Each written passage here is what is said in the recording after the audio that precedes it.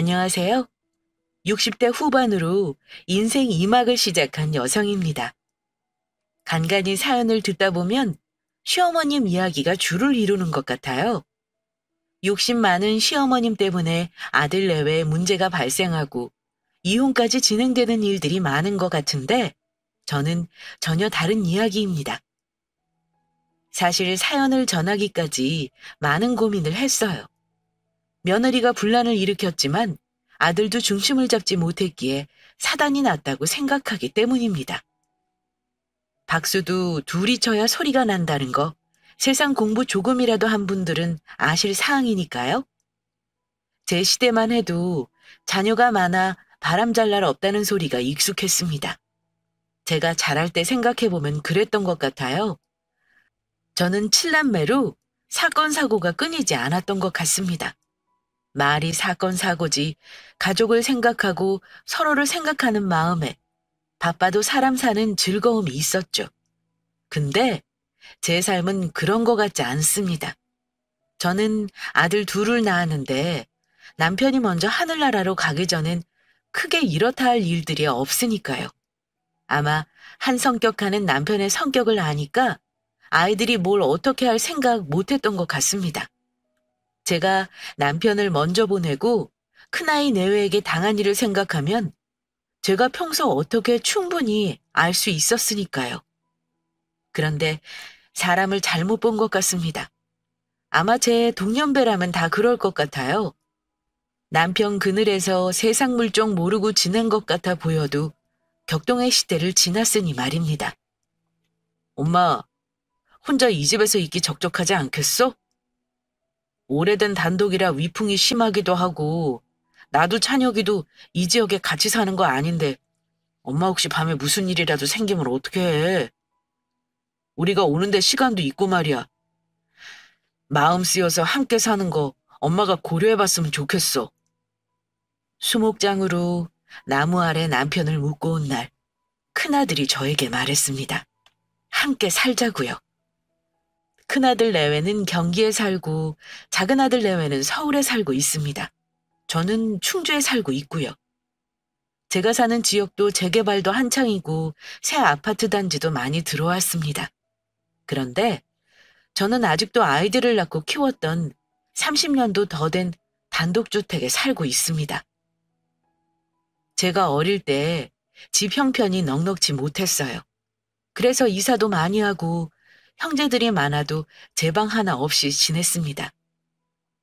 그게 싫어 20대 초반 이른 나이에 결혼을 해 지금 이 집에서 살기 시작했어요. 나이 차이 나는 동네 새님 남편이었습니다. 집도 반듯하고 이 정도면 굶어 죽지 않겠구나 싶어 살았던 집이에요. 지금은 제가 봐도 낡아 빠졌지만 그만큼 추억이 있어서 이사 간다는 건 생각해 본 적 없습니다. 그런데 큰아들이 그랬죠. 이사하자고 말입니다. 이제와 같이 살 게 뭐 있어? 나는 그냥 나대로 사는 게 편해. 너희도 알다시피 여기서 내가 니네 아빠랑 산 세월이 있잖아. 네 아빠 없어도 눈 감으면 동네 뭐 있는지 다 알고 내 친구들도 다 여기 있고 내가 보낸 세월이 여긴데 이제 와 어딜 이사 간다 그래. 어머님, 이 사람 말 들으세요. 저도 마음이 쓰여서 그래요. 빈소에서 내내 이 사람 어머님 걱정만 했어요. 차 안 막혀야 1시간 반 거리인데 무슨 일이라도 생기면 어떡하냐고요. 어머님 나이 아직 젊으시다지만 사람 일 모르잖아요. 나중에 혹시라도 그런 일 있어서 이 사람 마음에 못 박지 마시고 저희 말 들으세요. 저는 사실 큰아들 내외랑 함께 살 마음이 없었습니다. 소중하게 키운 아들이지만 평소 제 성격이 살가운 성격이 아니라 애지중지 물고 빨고 하지 못해 넘치는 정이 있는 사람이 아니었으니까요. 사랑하고 소중한 마음과 다르게 아들이어도 대면대면하고 어려운 큰아들인데 함께 산다는 것 생각 자체를 하지 못했습니다. 그런데 큰아들 생각이겠구나 하고 지나치려는데 며느리가 거들었어요. 함께 살자고요. 저 혼자 남겨있으면 외로운 것도 걱정이지만 혹시 한밤에 쓰러지면 옆에서 발견하지 못하고 어떻게 될 걸 걱정했습니다. 제가 심혈관 질환을 앓고 있는데 혹시 심장에 무리와 골든타임 놓치면 어떻게 되겠냐고요. 혼자 살 생각을 하고 있다가 아프면 어쩌냐는 소리에 마음이 흔들렸습니다. 남편 곁으로 가는 게 문제가 아니라 자식들 기억에 좋지 못하게 남을까봐 그게 두려웠죠. 그래도 쉽게 생각할 문제는 아니라 생각했습니다. 큰아들 내외가 결혼한 지 10년이 되었는데 이제와 합가할 만큼 왕래를 자주 해 정이 있거나 그런 게 아니니까요.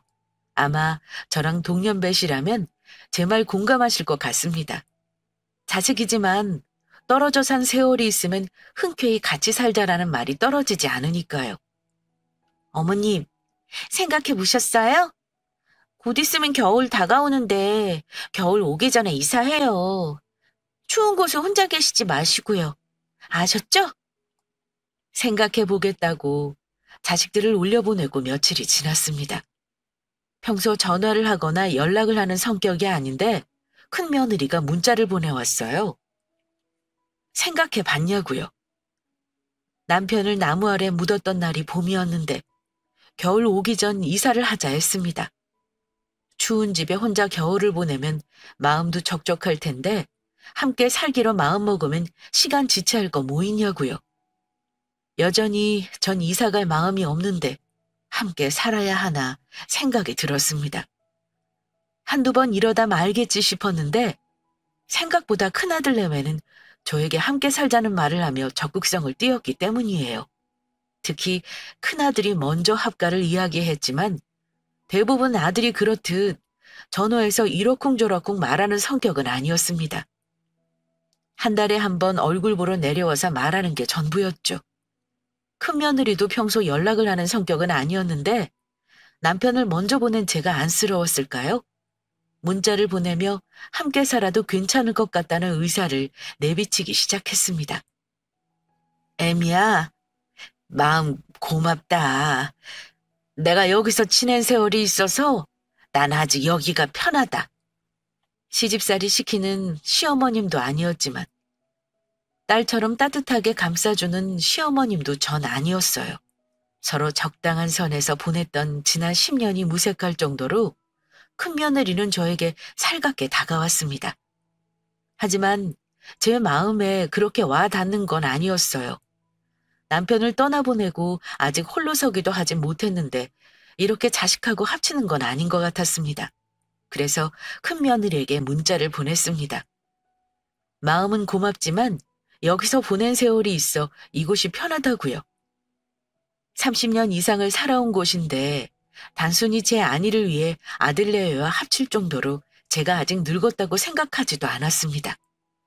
약 잘 먹고 건강검진 잘 받으면 지금까지 그랬던 것처럼 앞으로 10년 이상은 걱정 없다 생각했으니까요. 그렇게 한 달 뒤 큰아들 내외가 또다시 저희 집을 찾아왔습니다. 엄마, 생각해봤어요? 니네 마음은 고마운데 나는 아직 여기가 편한데도. 어머님, 이 사람 지난 한 달간 맘 편히 못 잤어요. 아예 어머님 모시고 올 생각을 했는지 집은 좁다, 어머님 지내기 편한 동네는 어디일까 여기저기 알아보더라고요. 제가 그동안 살가운 며느리가 아니라 어머님 마음 선뜻 안 느끼는 거 알아요. 결혼하고 아이 낳고 키우고 그러다 보니 저도 이제 세월이 무뎌진 것 같아요. 결혼 초라면 이 사람 이렇게 어머님한테 마음 쓰는 거 내키지 않았을 텐데 자식 키워보니 알 것 같아요. 그나들은 저에게 생각을 해봤냐고 물었습니다. 여전히 전 여기가 편하다 했죠. 그랬더니 큰며느리가 제 손을 꽉 붙잡고 저에게 말했습니다. 살가운 며느리가 아니라 제 마음이 그러자고 선뜻 말하지 못하는 거 안다고요. 시댁이라는 그 단어 자체가 살갑지 않았지만 결혼하고 10년이나 살아보니 그게 별거 아니라는 거 이제는 알았다 했습니다. 그래서 어머님한테 지난 한 달 동안 문자로 안부 묻고 함께 살라고 한 거 진심이라고요. 아이들도 이제 중학교 올라가니 크게 육아신경 쓸 일도 없고 함께 살면 체육센터에 운동도 다니고 친구처럼 함께 살자고 큰 며느리가 말했습니다. 제가 결혼을 일찍 해서 큰 며느리와 두 바퀴 띠동갑이었어요. 큰 며느리는 제가 늙은 시어머님이었다면 부담이 되었을 텐데 건강하고 젊으시니 함께 세월을 보내도 괜찮을 것 같다며 합가하자고 저에게 계속 말했습니다. 생각해 볼게. 엄마, 뭘 계속 생각해 본다고 해? 이러다 나중에 쓰러지고 함께 살자 하면 그때 우리가 어떻게 모시겠어? 아파서 모시는 것도 정이 있어야 가능한 거지. 엄마 움직임 편하고 건강할 때 함께 살면서 정 쌓으면 나중에 안 외롭고 좋지 뭘 그래? 그래요, 어머님. 나중에 혹시라도 아파서 오시면 그땐 저 같이 못 살아요. 지금부터 살아야 쭉 함께 사는 거죠. 어머님 지금도 저희랑 같이 안 사신다는데 그때 몸 아프시면 그때는 오시겠어요? 그러지 말고 저희 말 들으세요. 네? 생각보다 큰아들 내외는 완강했습니다. 그리고 거의 큰며느리가 함께 살자고 저에게 살갑게 굴었어요. 생각이 조금씩 바뀌었습니다. 사실 같이 안 사는 게 전 더 편하다 생각해요. 옷 하나 내 마음대로 입을 수 없고 먹을 거 하나 눈치 보아야 한다고 생각했습니다. 아무래도 혼자 지낼 때보다 식구가 생기면 챙길 일들도 많고요. 제 나이가 혼자서도 뭐든 할 수 있는 나이라 생각하니 솔직히 큰며느리가 저를 모신다는 것 말고 제가 큰며느리를 모시고 살 수 있겠다는 생각도 했습니다. 그러니 제가 달가울 리 없고요.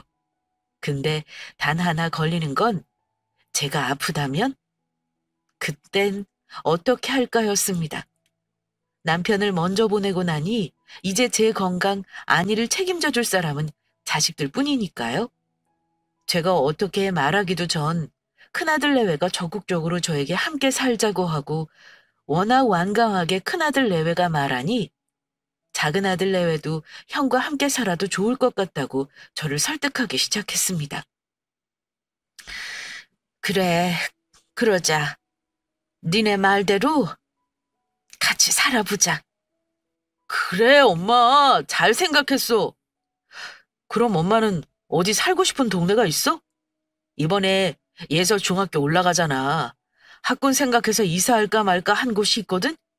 학군은 좋은데 평수가 너무 커서 세 식구 살기엔 너무 넓다 생각했는데 엄마랑 함께 살면 거기가 딱 좋을 것 같아. 그래요, 어머님. 저희가 받은 아파트 있는데 커뮤니티 센터도 잘 되어 있고 동네 깨끗하고 좋아요. 학군이 좋은 데라 주변에 유해시설도 없고 운동이나 산책로 대학병원까지 다 근처예요. 어머님 여기서 지내시는 것보다 훨씬 편할 거예요. 심심하지도 않고요. 큰아들 내외는 저와 함께 살면 좋을 집을 미리 알아봤다며 제가 살고 있는 충주에 단독주택을 처분하고 아파트로 오면 좋겠다고 말했습니다. 큰아들 내외가 들어가려고 생각해둔 곳인데 평수가 있어 제 식구 살기엔 좀 넓다 생각했대요. 손녀 하나만 있는데 고등학교 이후 대학 가면 집에 잘 없으니 큰 집은 부담이었는데 저와 함께 살면 그래도 평수 있는 게 서로 공간을 확보하고 트러블이 없을 것 같다고 말했습니다. 저도 좁은 집보다 어느 정도 규모가 있으면 비좁지 않으니 집에 있어도 답답하지 않을 거라 생각했어요. 평생 시골에서 살고 단독주택에서 지내서 고층 아파트 사이에 들어가는 것도 내키지 않았습니다. 그래서 이왕이면 평수가 있으면 좋겠다 생각했고요. 그런데 문제는 아시다시피 돈이었습니다. 아들 내외가 은행을 끼고 가도 부담이 되는 큰 평수 아파트. 시세의 60%가 제가 집을 팔아 사야 했어요. 요즘에는 공동명의도 있다는데 공동명의로 사는 거냐? 그쵸. 어머님 공동명의로 사면 좋은데 그러면 어머님이 세금 물어야 하는 부분들도 있어서 처리하는 게 번거로워요. 남도 아니고 어머님 큰아들인데 명의가 뭐가 중요해요. 어차피 한 집에 살면 저희가 모시고 사는 거고 그냥 이 사람 명의로 하시면 될 것 같아요. 그렇죠, 여보? 요즘엔 부부끼리 부모 자식끼리 공동명의 한다는 말은 하도 많이 들었습니다. 그래서 아파트를 사면 공동명의를 하는 거냐 물었죠. 그랬더니 큰 며느리가 곤란한 기색을 내비쳤습니다. 그래도 상관없는데 살면서 처리해야 할 법적인 문제들 생기면 어머님 매번 가야 하고 불편하지 않겠냐고요. 사실 이때 감이 왔습니다.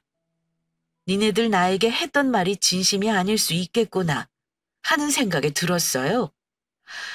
그런데 참 이상하죠? 부모는 그런 것 같습니다. 아는데, 알고 있는데 바보같이 속아주고 싶었어요. 학교 다닐 때 내 자식은 착하고 바르다고 생각하는 부모들이 많습니다. 혹시라도 문제가 발생해 학교로 끌려가면 친구 잘못 만나 그렇지 내 자식은 아니라고 믿고 싶은 부모들 말이에요.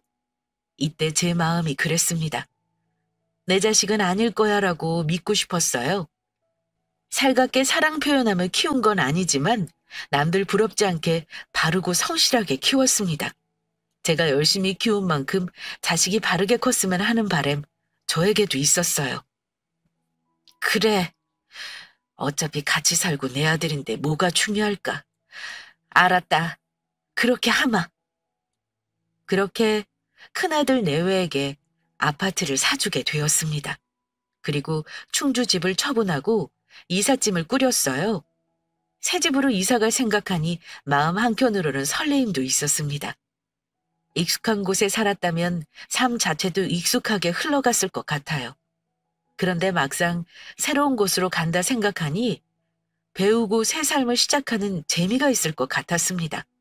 그리고 짐도 생각보다 많지 않았어요. 있던 건 다 처분하고 정리하니 정말 자주 입는 옷까지 몇 개가 전부였습니다. 가전이나 가구도 불필요하고 오래되어서 살면서 찬찬히 사면 될 거라 생각했죠. 살던 집을 팔고 마지막으로 혼자 자려고 누웠는데 마음이 싱숭생숭했습니다.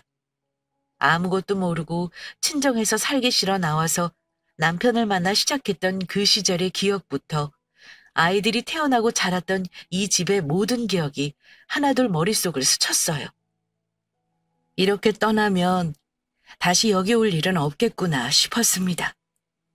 시원섭섭하다는 말이 딱 맞을 것 같아요. 왜 그랬는지 모르겠는데 그렇게 누워 생각을 하다 큰 며느리에게 문자 하나를 보냈습니다. 그동안 주고받던 문자가 있었고 밤이 늦어서 전화를 하는 것도 아니라 생각이 들었던 것 같아요. 그냥 문자로 마음을 표현하고 싶었습니다. 설레임과 두려움, 그리고 새롭게 시작할 수 있도록 손을 내밀어준 고마움이 엉키고 설켜 새로운 집에서 함께 시작하는 내일이 기다려지기도 했으니까요. 같이 살자 말해줘서 고맙다. 잘 지내보자. 어머님, 아직 안 주무시죠? 문자 받고 제가 놀라서요. 같이 살자 말했다니요. 누가 들으면 오해하겠어요. 제가 언제 그런 말을 했다고 그러세요? 오해가 있던 것 같아요. 같이 살자는 게 아니라 가까이 살고 가끔 뵈면 좋겠다는 거죠. 제가 넓은 집 이야기하고 그러니까 혹시라도 함께 살자고 오해하신 것 같아서 전화했어요. 넓은 집으로 이사 가면 어머님 오셔도 답답하지 않으니까 하루 이틀 머무시기 편하라고 그랬던 거지. 같이 살다니요. 어머님 아시는 것처럼 저희가 살가운 며느리와 시어머님 사이는 아니잖아요. 문자를 보낸 지 10분이 채 되지 않아 큰 며느리에게 전화가 왔습니다. 오해가 있는 것 같다고요. 자기는 집이 좁아서 가끔 어머님이 올라와도 함께 있으면 답답하니 이왕이면 큰아들네가 넓은 집에 살아야 동생네가 오고 제가 올라가도 답답하지 않는다는 말을 했다고 말을 싹 바꿨습니다. 참 씁쓸했어요. 예상을 안 했다면 속에서 우라가 치밀어 오르고 어떻게 해야 하나 당황스러울 텐데 그동안 삶을 살아온 게 헛되지 않았구나 싶었습니다. 니네는 딱 거기까지구나 싶었거든요. 그래서 이건 전화로 할 이야기가 아닌 것 같다고 내일 내려오라 말했습니다. 얼굴 보고 확실히 해야지 싶었으니까요. 며느리는 그럴 수 있다 생각했습니다. 제가 배 아파 난 자식 아니니 싫을 수 있지. 딴 말 할 수 있지 싶었어요. 아닌 거 알아도 내 눈에서 피눈물 나도 내 자식이 아니라면 믿고 싶은 부모 마음, 참 그렇습니다. 엄마, 죄송해요. 이제 와서 같이 살면 이 사람도 불편하고 엄마도 불편하지 뭐. 원래도 자주 왕래하며 살았던 것도 아니고 아직 예서 중학생이라 곧 고등학교 가고 입시 들어가면 집에서 시끄럽게 맘 편히 다니지도 못하고 엄마 같이 살아도 불편할 거야. 그래서 내가 함께 안 산다 했는데 기어이 같이 살자며. 얘야, 네가 나한테 문자 보내고 그랬잖니? 어머니, 사람 마음이 변할 수 있죠. 그리고 합가가 엄연히 이혼 사유인 거 아시죠? 제 의사 어제 전화로 분명히 전했는데 어머님 이렇게 고집피시면 저도 어쩔 수 없어요. 아들 이혼남 만들고 싶으세요? 얼굴색 하나 안 바뀌고 제 앞에서 제 큰아들 이혼남 만들고 싶냐고 묻는 큰며느리. 면상한데 후려갈기고 싶었습니다. 참 밉상이었거든요. 그런데 참 마음이 아팠습니다. 내가 키운 내 아들놈이 등신이구나 싶었어요. 요즘 간간히 인터넷에 올라온 재미난 글들을 보는데 그런 글귀가 생각났습니다. 살면서 효도할 생각하지 말아라. 내가 태어나서 자라는 동안 평생 웃을 수 있는 웃음을 줬으니 그걸로 내 효도는 다 했다는 말이었습니다. 속상하고 화도 나는 상황인데 마음이 차가워졌습니다. 마누라를 택했다는 걸 눈앞에서 보니 부모는 등졌을지 몰라도 제 가정은 지키겠구나 싶었어요. 부모란 그런 거 같습니다. 내 가슴이 무너져도 내 새끼 살 걱정만 하게 되니까요. 그래, 알았다. 어느 애미가 아들 이혼남 만들고 싶어 하겠니? 너네들이 하도 그렇게 이야기해서 나는 그런 줄 알았지.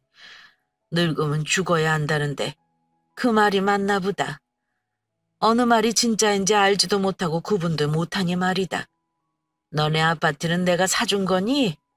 공평하게 둘째에게 남은 재산 보낸다. 그런 줄 알아라. 남은 재산이요? 방금 전까지도 저를 막장 시어머님 취급하던 큰며느리의 얼굴빛이 달라졌습니다. 한심한 눈빛으로 저를 바라보고 있었거든요. 아마 말로 내뱉지 않았지만 눈빛과 하는 행동으로 충분히 알 수 있었습니다. 나이도 아직 창창하신데 노망나신 거 아니라는 말 차마 하지 못하고 삼키는 게 살아온 세월이 있으니 눈에 보였어요. 마지못해 이렇게 눈앞에서 말하지 않으면 제가 올라올 것 같으니 아예 선을 그으려 내려온 게 티났습니다. 큰며느리는 아들 이혼시킬 거 아니면 합가 꿈도 꾸지 말라며 선 긋더니 이내 호기심이 가득한 눈빛으로 저에게 관심을 보였어요. 합가 이야기에 개거품을 물며 이혼을 운운하던 큰며느리는 온데간데 없고 주워 먹을 콩고물이 남았다는 소리에 귀가 번뜩이는 모습을 보고 있으니 참 안쓰럽다는 생각이 들었습니다. 그리고 옛 어른들 말 하나도 틀릴 거 없다는 생각도 들었어요. 쌈짓돈이라도 꿰차고 있어야 자식들이 한 번이라도 더 찾아온다는 그 말. 옛 조상들의 지혜는 어찌 그리 빛나는지. 어쩌면 저처럼 이런 꼴 보고 사셨던 조상들의 피눈물이 담긴 지혜일지 모르지만요. 그래, 남은 재산 합가 안 온 줄 알고 나는 아파트 큰애 명의로 매매하는데 동의했는데 그게 내 착각이라고 했으니 남은 재산은 둘째한테 주는 게 공평하지 않겠니? 다 늙어서 돈 가지고 있으면 뭐하니? 먹고 살려고 아둥바둥 자식들 도와주면 좋지. 어머님, 둘째네한테 얼마나 주시려고요? 왜? 내가 얼마를 주던 니네랑 상관없는 일 아니니? 머리 굴리며 계산하는 소리가 다 들렸습니다. 제가 남은 재산이 없을 거라 생각하고 모시지 않겠다는 큰아들도 이제와 무슨 소리냐고 말을 번복했으니까요. 그러면서도 확인하려는 모습이 뻔히 보였습니다. 얼마나 주시려고요? 라는 되물음이 얼마나 속이 뻔하던지. 그 자리에서 말하지 않았어요. 소갈이 좀 해봐라라는 괘씸죄가 추가된 셈입니다. 애달게 말하는 큰아들 내외는 이날 이렇다 한 말을 하지 못한 채 다시 올라갔어요. 저는 다음날 근처 호텔로 자리를 잡았습니다. 이미 집은 매매했고 가정가구도 정리하려 부른 터라 그 집에 남을 수 없었어요. 내 꼴이 우스웠습니다. 자식이 뭐라고. 살갑게 정부치고 키우지 못했지만 그래도 내 배 아파서 난 자식이니 애미에게 모질게 굴지 못할 거라는 생각이 씁쓸하게 느껴졌어요.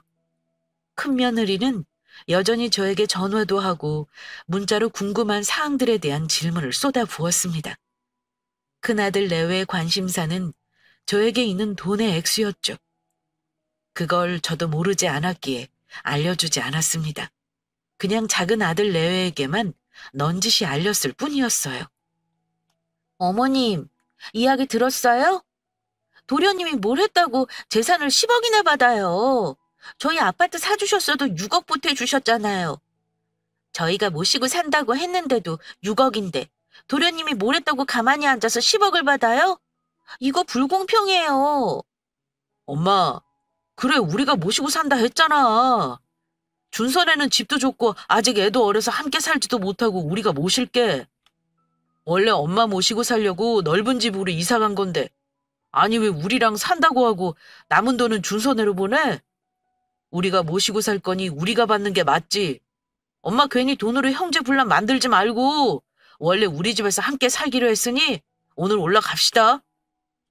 작은 아들 내외에게 유산을 미리 준다고 연락을 한 지 3시간이 채 안 지났는데 큰아들 내외가 호텔로 찾아왔습니다. 안 봐도 눈에 선했어요. 얼마나 작은 아들 내외를 귀찮게 했을지 말입니다. 아마 모르긴 몰라도 으름장을 놓았겠죠. 엄마 자기네가 모시고 살 테니 여기서 빠지라고요. 둘째는 큰애와 성품이 전혀 다른 아이입니다. 좋은 게 좋은 거라고 욕심 있고 계산 빤하지만 어리숙한 큰애와 다르게 둘째는 성실하고 머리도 있지만 마음이 더 큰 아이였어요. 유산, 돈, 상속 이런 것보다 제 걱정이 클 아이입니다. 실제로 큰형 내외가 저를 모신다고 했을 때 그리고 유산으로 미리 10억을 준다고 했을 때도 엄마 편한 대로 하라며 저에게 힘을 실어준 아들이니까요. 호텔로 찾아온 큰아들 내외는 제가 이곳에 머무는 이유가 신경 쓰이지 않는 듯 했습니다. 말이야 바른 말로 계획대로 제가 큰아들 집에 들어가 있었다면 그 10억은 큰아들 내외가 받았을지 모르죠.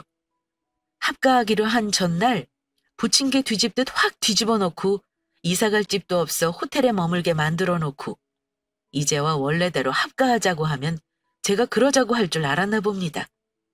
제가 낳고 키운 자식이지만 어떻게 이렇게 어리숙할까 싶으면서 한편으로는 정말 웃음이 났어요.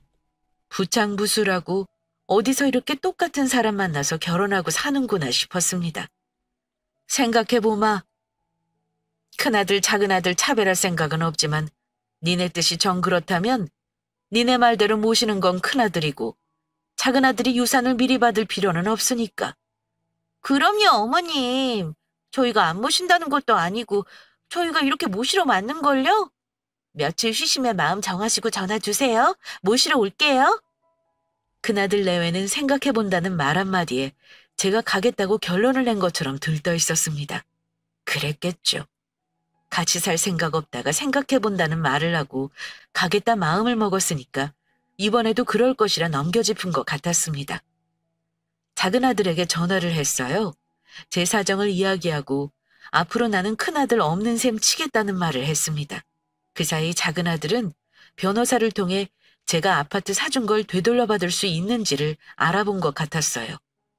형 내외가 너무 괘씸한데 싸워봤자 그런 사람들은 말이 통하지 않으니 똑같은 방법을 쓰는 게 낫다는 말을 했습니다.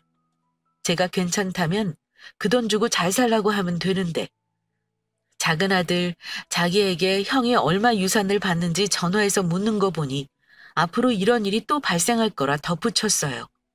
제 생각도 같았습니다. 그러면서 저에게 앞으로 어떻게 할지 물었어요. 같이 살자는 말은 형처럼 빈말로도 못한다며 멋쩍게 우는 둘째 아들이 솔직히 더 믿음이 갔습니다. 네, 어머님 올라오시게요? 데리러 갈게요. 몇 시까지 가면 될까요? 내일 아침에 체크아웃 할 생각이니 내일 아침까지 오거라. 네, 어머님, 내일 뵐게요. 잘 생각하셨어요. 저희랑 사셔야죠. 도련님네 상속 이야기는 올라오셔서 마무리해요.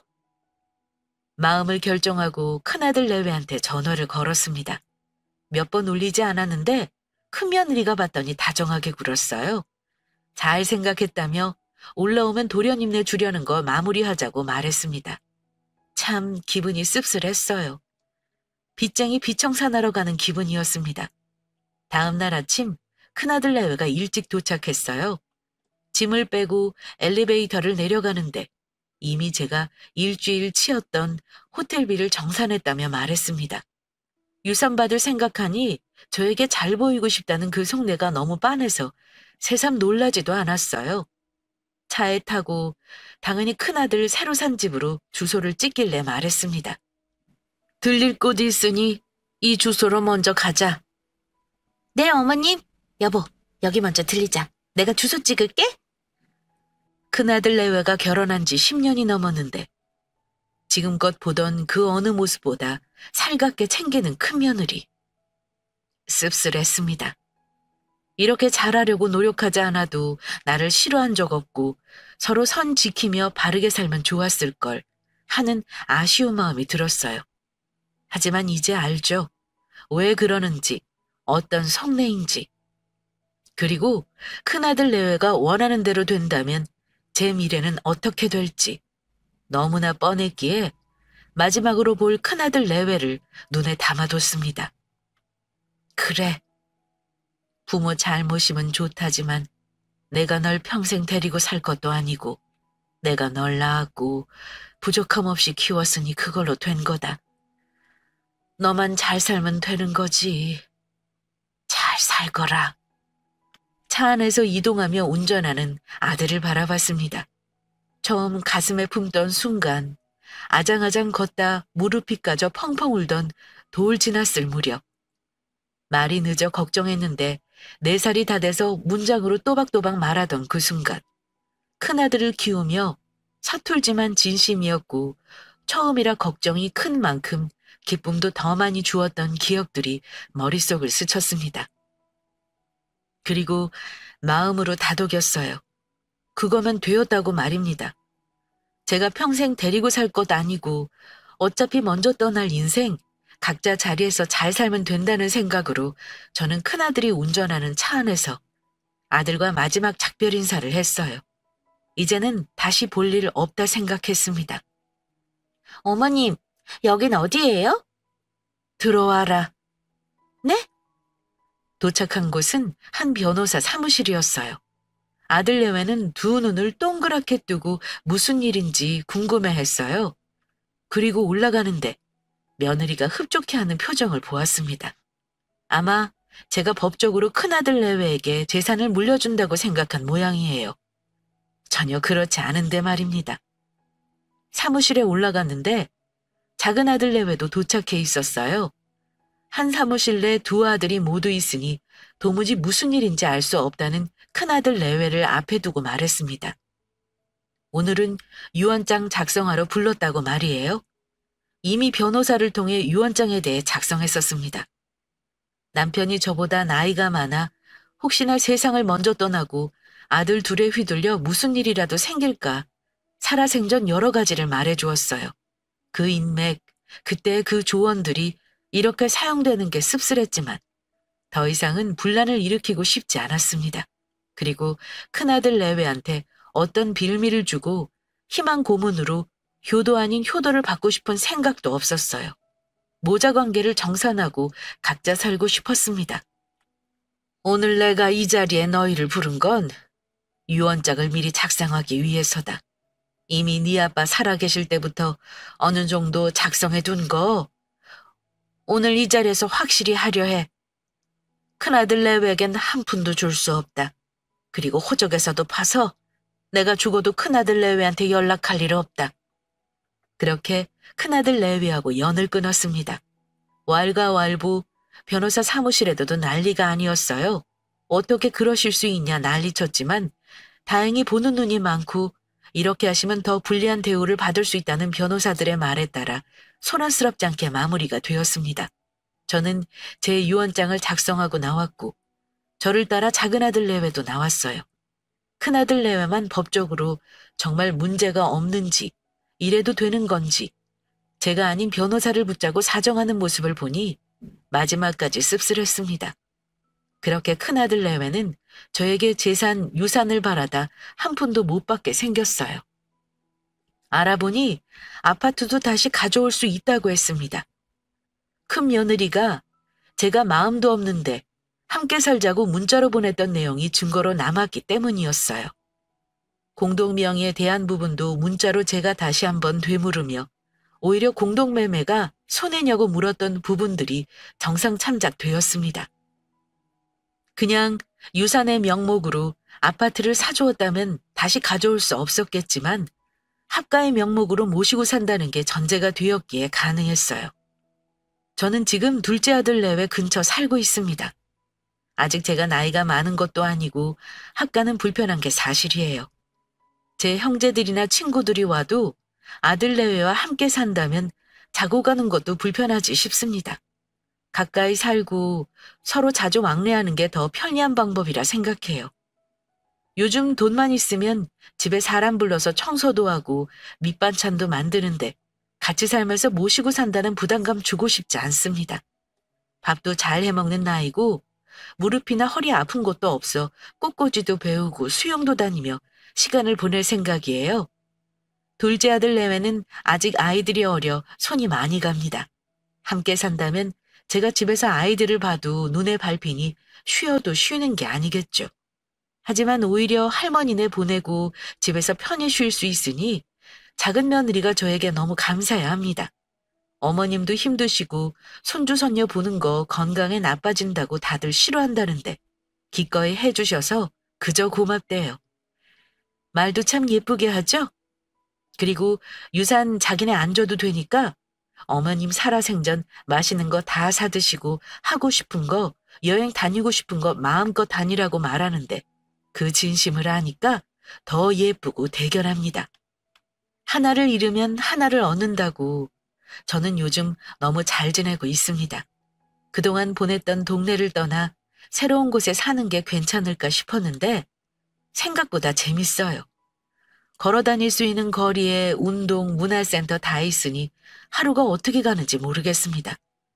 일주일에 2번 정도는 손자, 손주 집에 데리고 와 간식도 같이 만들어 먹고 시간을 보내고 있어요.